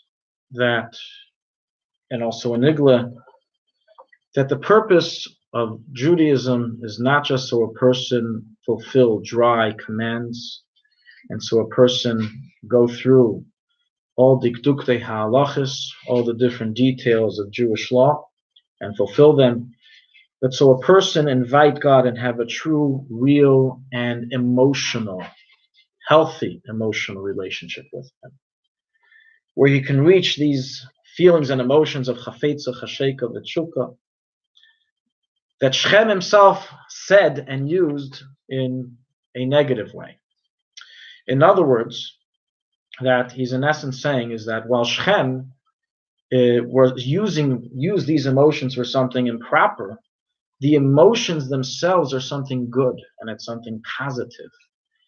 And b'chlal, when a person has a lust for something, that is itself, as brought in Chassidus, is already the beginning of the root of a lust for God. A person, however, who has no lust, no passion, is cold, then that's a much worse klipa than a person that doesn't have a time at all. And the Torah is telling us this, and the Torah is teaching us specifically from Shechem, to teach us that this is where the Reishis Chachma comes along and says at the end that in the relationship between Shechem and Dinah, even though this sounded like a very improper relationship, in truth, there was purpose here as well. It's explained, we once went over this in a different class, we'll repeat it in summary, that Shechem and Dinah were in essence zivugim. They were in essence two half souls, and were meant to be married to each other, but not at this point. They were meant to wait, and they didn't, or Shechem didn't. Yeah. And Shechem didn't wait. They got a second chance again by Zimri and Cosby, and again they didn't wait. They got a third chance with Rabbi Akiva and the wife of Torrance Rufus, and this time they waited. And the zivug happened. This taiva, this tremendous passion that Shechem had, was in addition to the fact that he understood subconsciously that this is his other half. There were also, says the Reishis Chachma, sparks within him that needed to be redeemed, that were waiting and passionately, as like a fiery flame, trying to go up back to heaven through marrying Dinah. But he took the step too early. But nonetheless, those emotions were in essence and in its depth and in its root representing an emotion which was really for something good, for something spiritual. He just took it too early, very similar to if a chassan and kala chas v'shalom are intimate prior to a wedding. The intimacy, the love, the passion is something good, but it's being done at the wrong time. It's being done at an improper time. It's not able to have God's blessings in this scenario, under these conditions. And therefore, in the relationship of a marriage, it's not just the basi, as Rabbi Yossi emphasized, the family, the fact that you're raising children, that is the purpose, but just the idea of itself of having a loving relationship itself serves the reflection of having that relationship with Hashem.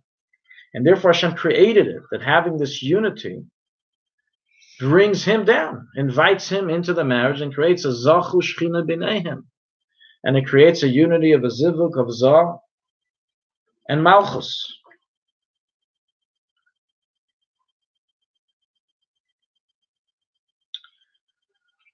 It's also a dogma, it's also very similar to B'divrei Chatonim in other aspects. It's just like inviting God into this world, and loving God entails one to do a skafia, for one to hold back things that he wants. In other words, compromise. So too in a marriage. It's a little reflection of our relationship with Hashem within our own physical lodging below. And this is why a marriage has such kedusha.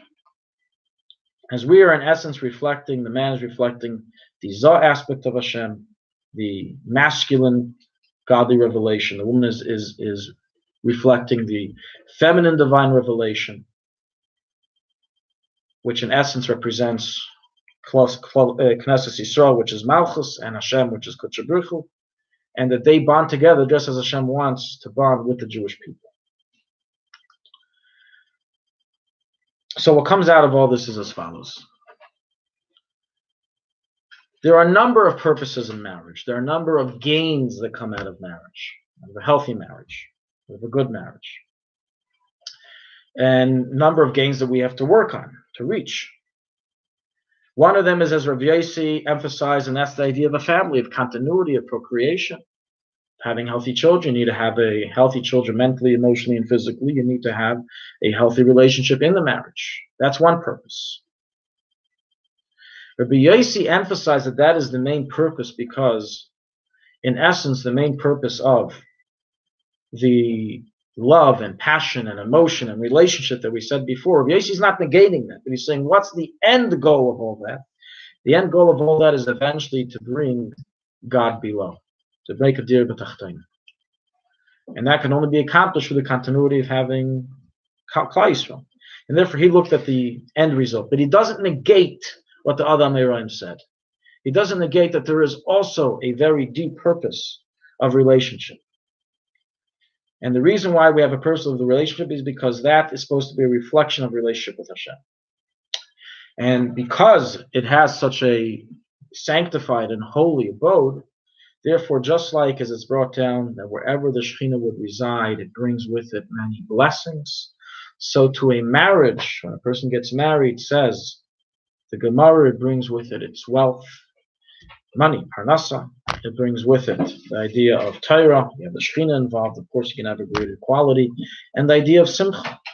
All these advantages come as a result of the inviting of the Shekhinah that come with this union. And of course, as we mentioned below, the idea of Moich L'Kol V'Neisav, that's the result of the Shekhinah joining this marriage. So when we said earlier that the Ein Sof comes and dwells on the day of the Chuppah, and it gives them the ability of having procreation, which for that you need God's infinite light to effect. It's also there to come and to stay within the home. When the husband and wife act in a loving manner, as we said before, b'chasheka, b'chafetza, b'tshuka, b'nefesh keika, and that reflects the relationship that Hashem is looking in for them, and therefore Hashem also invites himself into that home. Now we can take questions. What is meant by Chasam Kal Hashem forgives their sins? Remember, I got married. I was looking forward to use my bad habits. I had the same bad habits before after. I didn't. It wasn't. Yeah, being forgiven doesn't mean that you change. No one says that you're getting a makeover. What we did say is that you're getting a new start. So a person should know this information and use that information to try to work on the bad habits. I have a question. Second zivug, Yeah. what can you say about the meeting of the souls on a second zivug?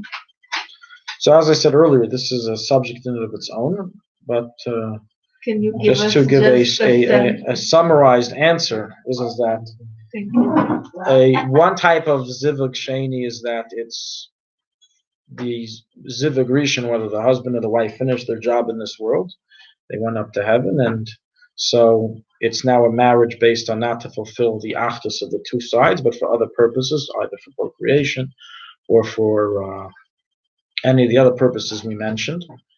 Okay, or it could be that the zivug rishon was not the zivug rishon. It's possible that a person in a zivug rishon did not marry zivug rishon.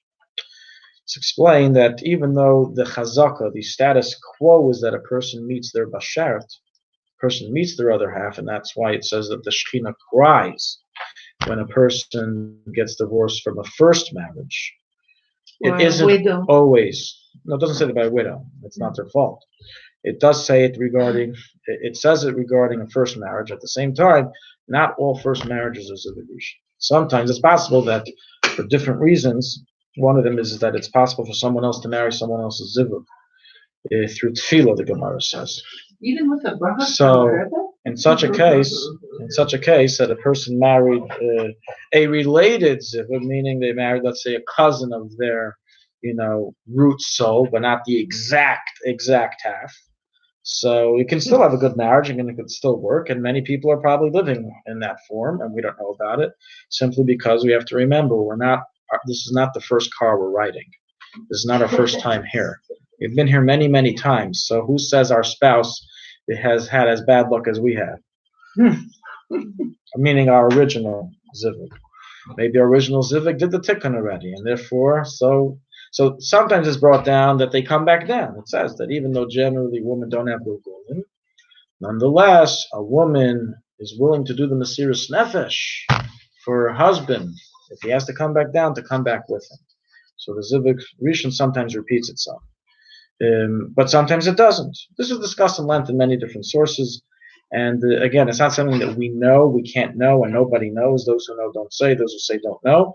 And it's not something that we should really dwell into. But at the same time, the status quo is that a person does reach their actual zivug. I'll mention, and I forgot to mention earlier, is that this bond that we mentioned before, Pal Gagufa, that's part of one's soul, is explained. That's why also Basalave, that by Tchias Amesim, that the marriage continues. They come back together and they remain married. And even in Gan Eden, the souls remain married together. The souls each other. Even after death, after a time of the life, they remain together in Gan Eden. This is a bond that affects you, not the physical. Each girl is saying Shama Possibly. Possible. What if you have a lot of what seemingly is a religious Jewish family, and they're in their 60s or plus, and they have never been married and no desire to be married, no desire to have children. So what's your question? What do you tell them? No, how do they fit into the team? Obviously somebody who, a man has an absolute Torah obligation to get married. It's, a person who doesn't want to get married, a person who doesn't want to have children, it's just like any other mitzvah they don't want to fulfill. And it's also quashing a natural human instinct that a human has to be married and to have children, to have continuity. What do you tell such a person that tells, well, I don't feel married, I don't feel a need for children. They're just, I think children are annoying. It's a lot of Mesiras Nefesh, and I would never want to. My parents had me, right? I'm born. So that's what some people say. Yeah, honestly, there's people. Even unfortunately, Torah observe people that they're against having children. They don't want to have You're children. scrupulous about doing so many mitzvahs, but this one. So most people are not like that, by the way. But No, those but people that are, so that's why they have to sit and understand. It's not about, this is not about you making a decision of, which car should I buy, which the Torah gives full discretion whether you buy a green car, a red car, a toy car, a real car. You have all the discretion in the world. But getting married is something that not just fulfills the mitzvahs as we mentioned, keep the Chassidishe, etc. Wife, when Robertson Chaimush, in both cases, Chaimush. Many children. Was she much older then? No. How old was she? Very young. No, When they got married, they were both very young. How old was she? I I don't know when she got. I hope you will agree with me on the story. If they don't have children, the halacha he needs to divorce and remarry someone that could give him children. Very good. Based on what we just said, They had children even after some so that became a rebel, which never was, and he was much younger than his uncles.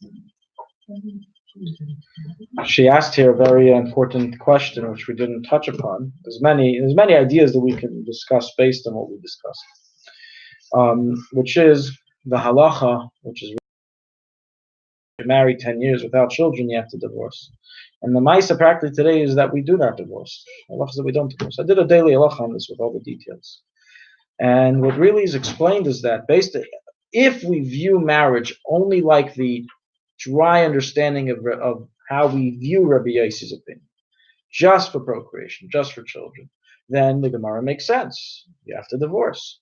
But if we enter into it and view with it the Kabbalistic and deeper approach, there's an independent purpose in a marriage relationship in addition to children. And therefore, just because it cannot produce offspring doesn't mean that it doesn't have Kedusha purpose in it. And that's why, starting already from the times of the Rishonim, people who didn't have after 10 years remained married. And that's why the Baal Shem Tov would tell people to remain married. I know a couple that did have children 10 years, they both were married, and that children. Okay, it could be. I'm sure there's people like that. But at the same time is that if a person asks, what is the Torah perspective? Should I get divorced or not?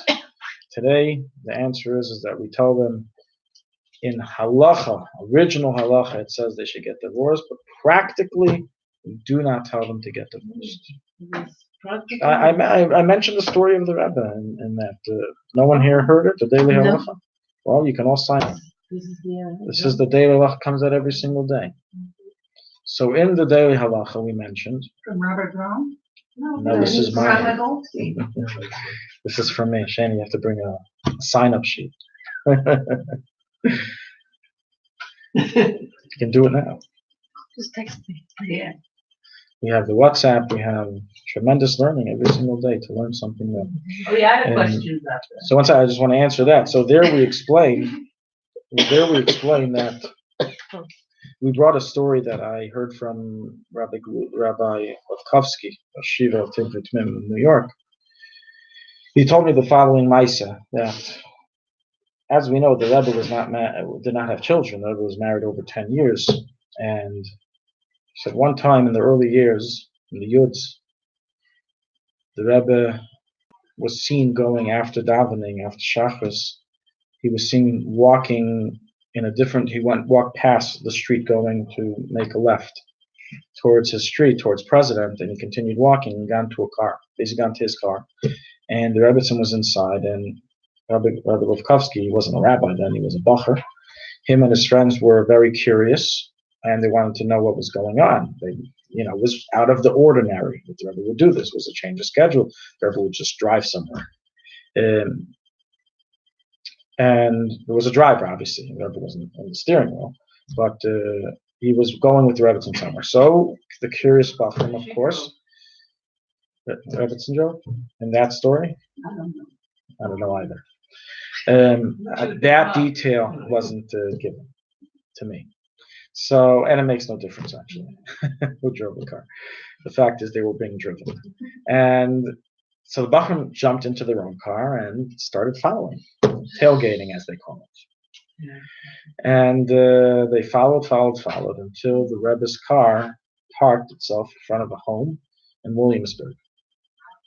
And they parked nearby, and they waited patiently. They saw the Rebbe and Rebbetzin get out of the car. They knocked on the door. They were invited in, and they went inside. This is in the early years, again, in the 50s. They were there for some time, and then they eventually left. And as soon as the Rebbe and Rebbetzin drove off, the very nosy Bachran knocked on the door and asked, and the door was open, and they saw a middle-aged couple. And they asked the couple, do you know who was just by your home? And they said, yes, we understand. He's a rabbi, and he came to speak to us about something personal. So this was the Lubavitcher Rebbe and his wife. And so the individual says, are you serious? This was the Lubavitcher Rebbe from Crown Heights? He said, I didn't know. He said, come inside. I want to tell you what happened. He says, he tells the Bachrim that him and his wife have been married for over 10 years, have not merited any children. And after advising with a certain one of their Rabbanim, they decided that because of the halacha, they're going to get divorced. He says, now the Rebbe and Rebbetzin came, and he spoke to them to try to convince them not to get divorced. And he told them that we as well do not have any children, and we're staying married and we're married. And the Rebbe was impressing the idea of that there is a purpose in the marriage, even outside of children, if God did not bless that to happen. This was the story. Wow, that's a big one. If there isn't that kind of a relationship with passion and everything, you said that it's impossible for a man or a person to come to that relationship with Hashem. So it's impossible. There's no push. So what are you left with? So you're handicapped? So the bad news is that unfortunately we're all kind of handicapped, because to reach this level, even in a marriage, is not so easy. We're not talking about the fake, flowery, make-believe love that comes in the beginning of the infatuation of, man meeting woman. We're talking about here a real, passionate relationship that this doesn't happen automatically. What Shem felt that was his baby love. It wasn't the matured love. To have that after a matured relationship is a lot of work. So it's not like everyone who's married is just like given it a freebie, and whoever's not married doesn't have an inkling. Even someone who's married, it takes a lot of work to reach this and to be able to, to reach that level of, as we said, chafetz chasheket. The point is that we're saying is that the Reishis Chachma wasn't referring here specifically to a married couple. He was referring here to the idea of having this feeling that it exists, that a person can have it for an individual. Now, where is this meant to be in a marriage? That's where it's meant to be. This type of feeling is not meant to be between a father and daughter. It's not meant to be between a man and unmarried woman. It's meant to be in a marriage. That's where it's meant to be. But the idea that it exists, and it's meant to exist by everybody. Some it's more dormant than others. That's what I said before. There's nothing to do with whether you're married or not. The fact that it's dormant and the fact that it needs to be cultivated and revealed is every person's work, So what if it's whether not they're married or not. revealed? And they have to work on it, just like they have to work on the love of Hashem. It's You have to interesting work that you on it mentioned. even as a person who's not married? Every person has a mitzvah of Ahavas Hashem, whether they're married or not. You mentioned baby, that his love was babyish. Well, Immature. yeah, I would think the word baby. A healthy child has an enthusiasm for life and for emotions. Mhm. So that is what it has to be cultivated, and that doesn't exist in people who are emotionally dead. Nothing is fusing them. Correct. That's exactly the point that the Rebbe was bringing out. That having that emotional life, having that passion and lust, is something that can be used for a great positivity. One question: when a widow or a widower is left behind and they're married to their soulmate, that means that they actually are being married, although the spouse or one of them passed on, and they're being, as you said, reunited, and this is why the second zivug does not take place. Does that make sense? Is there anything in the books that says about that? It is discussed that a widow, as opposed to a divorcee, which is usually associated with a zivug sheni, meaning that usually the divorce is a sign that it wasn't a zivug rishon to begin with, even though that's not for certain. A zivug rishon, that's the true other half, can also end up in divorce because we all have freedom of choice and different things can happen. But what's that? Is in the middle I explaining. said we do have freedom of choice. No. I said because we have freedom of choice. Because we have freedom of choice, so therefore even in a zivug rishon, things can deteriorate. But usually, as Rashi brings, that's the result of that it's not a zivug rishon, that it wasn't the correct, it cannot correct compatibility between the two souls. And therefore they can happen that the zivug sheni would be the correct zivug. Now, in the case of a widower, so then we go like the status quo that they were with their other half, even though we have no way of knowing. But because of that, there is a concept brought down in Paiskim of women who would not remarry after becoming widows, as they remained attached to their husbands. They wouldn't remarry.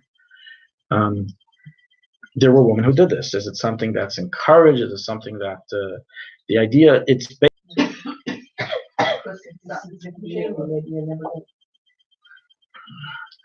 The Rebbe's bracha for a marriage didn't necessarily mean that this is the exact other half. It was a bracha that things make sense and everything's hashgacha pratis, so it's meant to be. You know what I used to think? The nusach was better for shnetem, so it could be that maybe that wasn't really, maybe lo bemet iflitu shnetem. Just because the Rebbe gave his bracha doesn't mean that it's going to be, an easy ride, no roller coasters. The bracha means is that just like Hashem gives his bracha, you have the 10, you have the sheva brachas, his brachas from the Eibishter. Those brachas are there to help it happen. But I don't think in any sense, and the Rebbe himself said this, that he does not tell people who their zivug is. He's not involved in that. The Rebbe gives a bracha when he says, when there's a proper shidduch that's set up and it looks fine, the Rebbe gives a bracha for it. We have other people of different positions who they act like God is mizavik zivugim. They say, oh, this individual is your zivug rishon. This individual is not. And of course, many of those ask for money. It's not free to receive false information. Some very nasty stories about that. Yeah. Can I just ask you about the waiting part that you're talking about with being Yeah, the Shem was had some powerful, sparks of godliness with him, which in the end ended up being Rabbi Chanina ben Trajan. That's who it was in the end. Were you the people of Shem? Yes. No. And it was meant to be revealed, but he jumped the gun. So just came to my mind, probably not the case, but could the DNA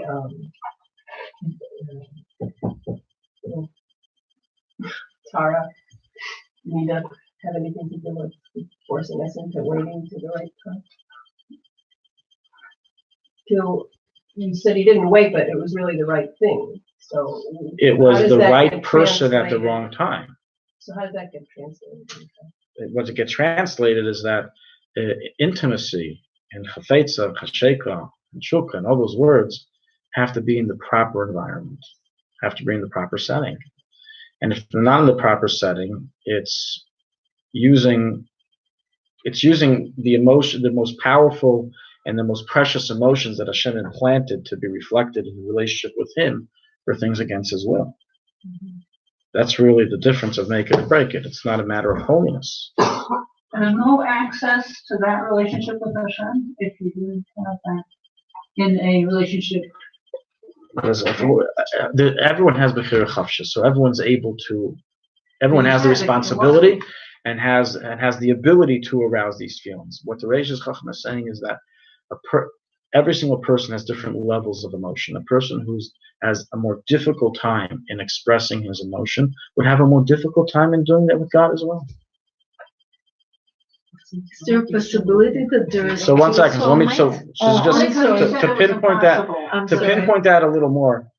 You said it was impossible to do. Those were his words. His words were that it would not be possible. But I explained that what he meant by impossible is that if a person didn't have the existence of such feelings, if the idea of loving, chafetza, passionate love for another human being, for a wife, for a husband didn't exist, it wouldn't exist with God either. It does exist. Now, meaning it exists in potential, does it exist in actuality? It's every person in their relationship that they have to work on. Okay?